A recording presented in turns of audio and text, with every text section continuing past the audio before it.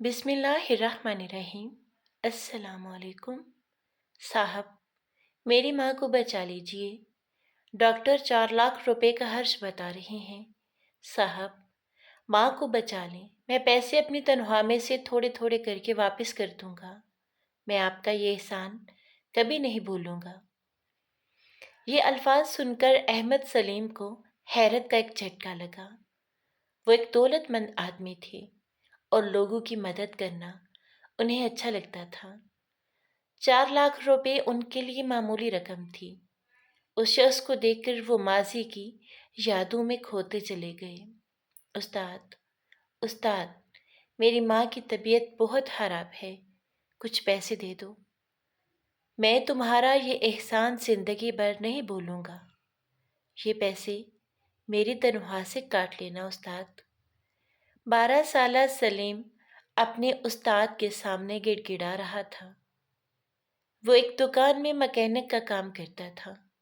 حالات نے اسے وقت سے پہلے ہی بڑا کر دیا تھا۔ اسکول، پڑھائی، کھیل کود، یہ الفاظ اس کی زندگی میں نہیں تھے۔ اس کی زندگی کا مقصد تو بس ایک ہی تھا، بیمار ماں کی زندگی کی ڈور کو کٹنے نہ دینا اور اپنے سے چھوٹے 5 بہن بھائیوں کا پیٹ پالنا۔ جس دکان پر سلیم کام کرتا تھا، اس کا مالک ایک رحم دل آدمی تھا۔ وہ سلیم کی اکثر مدد کر دیا کرتا تھا۔ تقریباً ہر مہینے ہی اس کا یہ معمول تھا۔ کبھی تو مانگے ہوئے پیسے اس کی تنخواہ سے بھی زیادہ ہوتے تھے۔ استاد بھی جانتے تھے کہ بچہ حقیقت میں ضرورت مند ہے، اس لیے وہ کبھی انکار نہ کرتے۔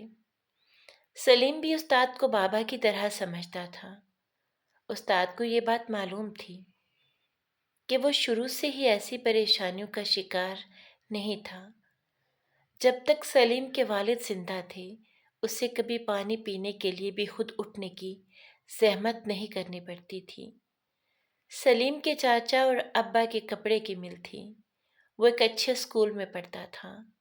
اچانک ایک حادثے نے اس کی زندگی کو پلٹ کر رکھ دیا۔ اس کے والد کار حادثے میں ہلاک ہو گئے اور والد کے بعد چچا نے ساری جائیداد اپنے قبضے میں لے کر انہیں ہر طرح سے محتاج کر دیا۔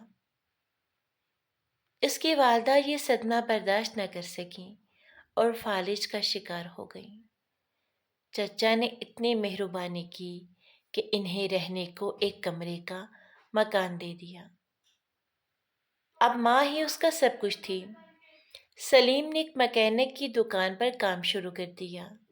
ایک دن اس کی اندھیری دنیا مزید تاریک ہو گئی۔ اس کی ماں راتوں رات چپ چاپ دوسری دنیا سے دھار گئی۔ استاد ہی نے اس کی ماں کے کفن دفن کا انتظام کیا۔ سلیم خود کو اپنی ماں کی موت کا ذمہ دار سمجھ رہا تھا۔ اگلے دن وہ استاد کے پاس گیا، مگر آج وہ ایک فیصلہ کر چکا تھا۔ اس نے استاد سے کچھ پیسے ادھار لیے اور کچھ سلے سلائے کپڑے خرید کر بیچنے نکل پڑا۔ کم منافع رکھ کر اس نے سارے کپڑے بیچ دیے۔ آہستہ آہستہ وہ اپنا نام مارکیٹ میں بناتا چلا گیا۔ لوگ آنکھیں بند کر کے اس پر بھروسہ کرتے تھے۔ آخر وہ وقت بھی آیا جب اس نے ایک دکان مارکیٹ میں خرید لی۔ اب وہ 22 سال کا ہو گیا تھا۔ اس کا شمار بڑے کاروباری لوگوں میں ہونے لگا۔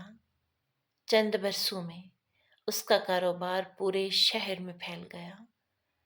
کپڑے کی مل لگانا اس کا خواب تھا، اب وہ بھی پورا ہو چکا تھا۔ شہر بھر میں اس کی شہرت تھی۔ اس کے بہن بھائی بھی اب پڑھ لکھ گئے تھے، مگر احمد سلیم خود نہیں پڑھ سکے۔ اب وہ سیٹھ سلیم کہلاتے تھے۔ ان کے چھوٹے بھائی کے بنائے ہوئے کپڑوں کے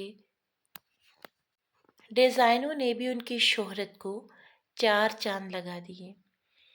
اس عرصے میں وہ استاد کو نہیں بھولے تھے اور ان کا ہر ممکن خیال رکھتے تھے۔ صاحب، प्लीज़ साहब बचा लो।